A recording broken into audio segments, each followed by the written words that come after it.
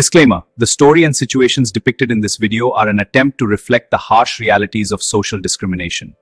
The core message focuses purely on a broader society issue. Hassan ಜಿಲ್ಲೆಯ ಮಲೆನಾಡಿನ ಅಂಚಿನಲ್ಲಿರುವ ಹೊನ್ನೇನಹಳ್ಳಿ ಒಂದು ಸುಂದರವಾದ ಊರು. ಎತ್ತ ನೋಡಿದರೂ ಹಸಿರು, ಕಾಫಿ ತೋಟಗಳು, ಊರ ಮಧ್ಯೆ ಇರುವ ಹಳೆಯ ಈಶ್ವರನ ದೇವಸ್ಥಾನ ಆ ಊರಿನ ಸೌಂದರ್ಯವನ್ನು ಹೆಚ್ಚಿಸಿದ್ದವು. ಆದರೆ ಪ್ರಕೃತಿ ಎಷ್ಟೇ ಸುಂದರವಾಗಿದ್ದರೂ ಆ ಊರಿನ ಜನರ ಮನಸ್ಸಿನಲ್ಲಿ ಶತಮಾನಗಳಿಂದ ಬೇರೂರಿದ್ದ ಜಾತಿ ಎಂಬ ವಿಷದ ಬೀಜ ಮಾತ್ರ ಹಾಗೇ ಇತ್ತು. ಈ ಊರಿನ ಗೌಡರ ಮನೆತನದ ಏಕೈಕ ಮಗಳು ಅನನ್ಯ. ಊರಿನ ಪಟೇಲರಾದ ಬಸವೇಗೌಡರ ಮುದ್ದಿನ ಮಗಳು. ಮನೆಯಲ್ಲಿ ಸಿರಿ ಸಂಪತ್ತಿಗೆ, ಮರ್ಯಾದೆಗೆ, ದರ್ಪಕ್ಕೆ ಯಾವ ಕೊರತೆಯೂ ಇರಲಿಲ್ಲ. ಅದೇ ಊರಿನ ಕೆಳಕೇರಿಯಲ್ಲಿ ಹುಟ್ಟಿ ಬೆಳೆದ ಹುಡುಗ ಚೇತನ್. ತಂದೆ ಕೂಲಿ ಕಾರ್ಮಿಕ, ತಾಯಿ ಬೇರೆಯವರ ತೋಟದಲ್ಲಿ ಕೆಲಸ ಮಾಡುವವಳು. ಚೇತನ್ ಓದಿನಲ್ಲಿ ಸದಾ ಮುಂದು. ಬಡತನವಿದ್ದರೂ ಅವನ ಕಣ್ಣುಗಳಲ್ಲಿ ಏನನ್ನಾದರೂ ಸಾಧಿಸಬೇಕೆಂಬ ಛಲವಿತ್ತು. ಅನನ್ಯ ಮತ್ತು ಚೇತನ್ ಇಬ್ಬರೂ ಒಂದೇ ಸರ್ಕಾರಿ ಶಾಲೆಯಲ್ಲಿ ಓದಿದವರು. ಶಾಲೆಯ ಆವರಣದಲ್ಲಿ ಯಾವ ಜಾತಿಯ ಹಂಗೂ ಇರಲಿಲ್ಲ. ಒಟ್ಟಿಗೆ ಆಡುತ್ತಾ ಓದುತ್ತಾ ಬೆಳೆದರು. ಚೇತನ್ನ ಬುದ್ಧಿವಂತಿಕೆ, ಅವನ ಸರಳತೆ ಅನನ್ಯಳಿಗೆ ಎಲ್ಲಿಲ್ಲದ ಇಷ್ಟ. ಕಾಲೇಜು ಮೆಟ್ಟಿಲು ಹತ್ತಿದಾಗ ಇಬ್ಬರೂ ಪಕ್ಕದ ತಾಲೂಕು ಕೇಂದ್ರಕ್ಕೆ ಬಸ್ಸಿನಲ್ಲಿ ಒಟ್ಟಿಗೆ ಪ್ರಯಾಣಿಸುತ್ತಿದ್ದರು. ಆ ಬಸ್ಸಿನ ಪ್ರಯಾಣ, ಕಿಟಕಿ ಸೀಟಿನ ಜಗಳ, ನೋಟ್ಸ್ ಹಂಚಿಕೊಳ್ಳುವ ನೆಪದಲ್ಲಿ ನಡೆಯುತ್ತಿದ್ದ ಮಾತುಕತೆಗಳು ಯಾವಾಗ ಪ್ರೇಮದ ರೂಪ ತಾಳಿದವು ಎಂದು ಅವರಿಗೇ ತಿಳಿಯಲಿಲ್ಲ. ಚೇತನ್ಗೆ ತನ್ನ ಮಿತಿಗಳ ಅರಿವಿತ್ತು. ನಾನು ಬಡವ, ಮೇಲಾಗಿ ನಮ್ಮಿಬ್ಬರ ಜಾತಿ ಬೇರೆ, ನಿಮ್ಮಪ್ಪ ಬಸವೇಗೌಡ್ರು ನನ್ನನ್ನು ಸುಮ್ಮನೆ ಬಿಡಲ್ಲ ಎಂದು ಅವನು ಎಷ್ಟೋ ಬಾರಿ ಹೇಳಿದ್ದ. ಆದರೆ ಪ್ರೇಮಕ್ಕೆ ಕಣ್ಣಿಲ್ಲವಲ್ಲ.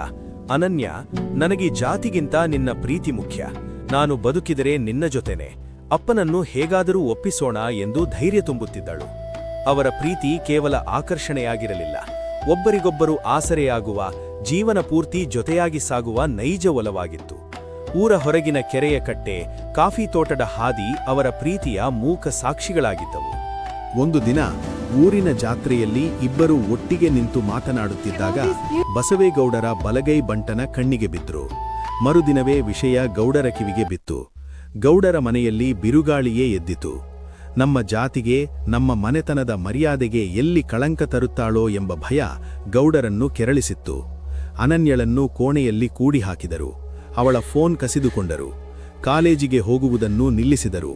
ಅತ್ತ ಚೇತನ್ ಮನೆಗೆ ರಾತ್ರೋರಾತ್ರಿ ನುಗ್ಗಿದ ಗೌಡರ ಆಳುಗಳು ಚೇತನ್ ಮತ್ತು ಅವನ ತಂದೆಗೆ ಮನ ಬಂದಂತೆ ಥಳಿಸಿದರು. ಇನ್ನೊಂದು ಸಾರಿ ಗೌಡರ ಮಗಳ ಸಹವಾಸ ಮಾಡಿದರೆ ಜೀವಸಹಿತ ಸುಟ್ಟು ಬಿಡ್ತೀವಿ ಎಂದು ಬೆದರಿಕೆ ಹಾಕಿ ಹೋದರು. ಚೇತನ್ನ ತಾಯಿ ಕಣ್ಣೀರು ಹಾಕುತ್ತಾ, ನಮಗೆ ಈ ಊರಿನಲ್ಲಿ ಬದುಕೋ ಹಕ್ಕಿಲ್ಲ ಕಣಪ್ಪ, ಅವರು ದೊಡ್ಡವರು, ಅವರ ಉಸಾಬರಿ ನಮಗ್ಯಾಕೆ, ಬದುಕಿದ್ರೆ ಸಾಕು, ಈ ಊರು ಬಿಟ್ಟು ಹೋಗೋಣ ಎಂದು ಬೇಡಿಕೊಂಡಳು. ರಕ್ತದ ಮಡುವಿನಲ್ಲಿ ಬಿದ್ದಿದ್ದ ಚೇತನ್ನ ಹೃದಯಕ್ಕೆ ಪೆಟ್ಟುಗಿಂತ ಅನನ್ಯಳ ನೆನಪೇ ಹೆಚ್ಚು ನೋವು ಕೊಡುತ್ತಿತ್ತು. ಅನನ್ಯ ಮನೆಯಲ್ಲಿ ಅನ್ನ ನೀರು ಬಿಟ್ಟು ಅಳುತ್ತಿದ್ದಳು.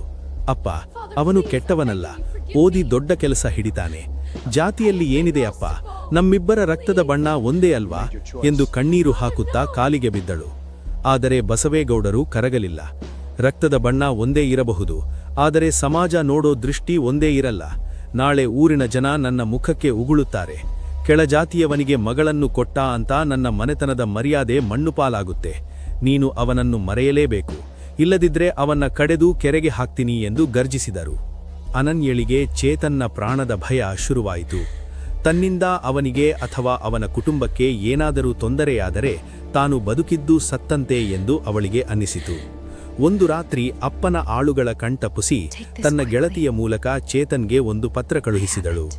ಚೇತು, ನನ್ನನ್ನು ಕ್ಷಮಿಸು, ನಮ್ಮ ಪ್ರೀತಿಗೆ ಈ ಸಮಾಜದಲ್ಲಿ ಬೆಲೆ ಇಲ್ಲ. ಜಾತಿಯನ್ನೋ ಗೋಡೆ ನಮ್ಮಿಬ್ಬರ ಪ್ರೀತಿಗಿಂತ ತುಂಬಾ ಎತ್ತರವಾಗಿದೆ. ನಾನು ನಿನ್ನ ಜೊತೆ ಬಂದ್ರೆ ನನ್ನಪ್ಪ ನಿನ್ನನ್ನು ಉಳಿಸಲ್ಲ. ನಿನ್ನ ಪ್ರಾಣಕ್ಕಿಂತ ನನಗೆ ಬೇರೇನೂ ದೊಡ್ಡದಲ್ಲ. ನೀನು ಈ ಊರು ಬಿಟ್ಟು ಹೋಗು, ಚೆನ್ನಾಗಿ ಓದು, ದೊಡ್ಡ ಅಧಿಕಾರಿಯಾಗು. ನನ್ನ ನೆನಪು ನಿನಗೆ ನೋವು ಕೊಡದಿರಲಿ.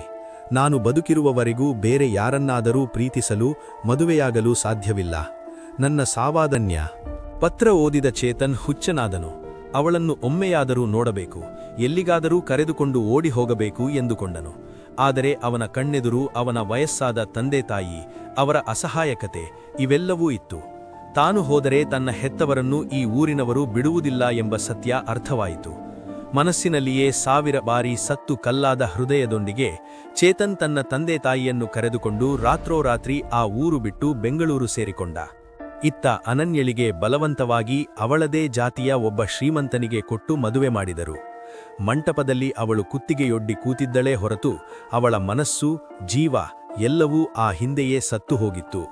ಮದುವೆಯಾಗಿ ಗಂಡನ ಮನೆಗೆ ಹೋದರೂ ಅವಳು ಕೇವಲ ಒಂದು ಜೀವಂತ ಶವದಂತಿದ್ದಳು. ವರ್ಷಗಳುರುಳಿದವು. ಚೇತನ್ ಬೆಂಗಳೂರಿನಲ್ಲಿ ಕಷ್ಟಪಟ್ಟು ಓದಿ ಸ್ಪರ್ಧಾತ್ಮಕ ಪರೀಕ್ಷೆಗಳನ್ನು ಬರೆದು ಒಬ್ಬ ಪ್ರಾಮಾಣಿಕ ಸರ್ಕಾರಿ ಅಧಿಕಾರಿಯಾದನು. ಅವನಿಗೆ ಎಷ್ಟೋ ಸಂಬಂಧಗಳು ಬಂದರೂ ಅವನು ಮದುವೆಗೇ ಒಪ್ಪಲಿಲ್ಲ.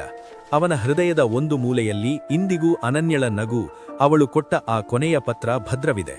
ಸಮಾಜದ ಜಾತಿ ವ್ಯವಸ್ಥೆ ಇಬ್ಬರು ಜೀವಗಳ ಪ್ರೀತಿಯನ್ನು ಕಸಿದುಕೊಂಡಿತ್ತು. ಆದರೆ ಅವರ ಮನಸ್ಸಿನೊಳಲಿನ ಒಲವನ್ನು ಅಳಿಸಲು ಯಾರಿಗೂ ಸಾಧ್ಯವಾಗಲಿಲ್ಲ. ಕೊನೆಯ ಮಾತು: ಇದು ಕೇವಲ ಕಥೆಯಲ್ಲ, ಇಂದಿಗೂ ನಮ್ಮ ಸಮಾಜದಲ್ಲಿ ನಡೆಯುತ್ತಿರುವ ಅನೇಕ ನೈಜ ಘಟನೆಗಳ ಪ್ರತಿರೂಪ. ಜಾತಿ ಅಂತಸ್ತುಗಳ ನಡುವೆ ಅದೆಷ್ಟೋ ನೈಜ ಪ್ರೇಮಗಳು ಹೀಗೆಯೇ ಕಣ್ಣೀರಿನಲ್ಲಿ ಕರಗಿ ಹೋಗಿವೆ.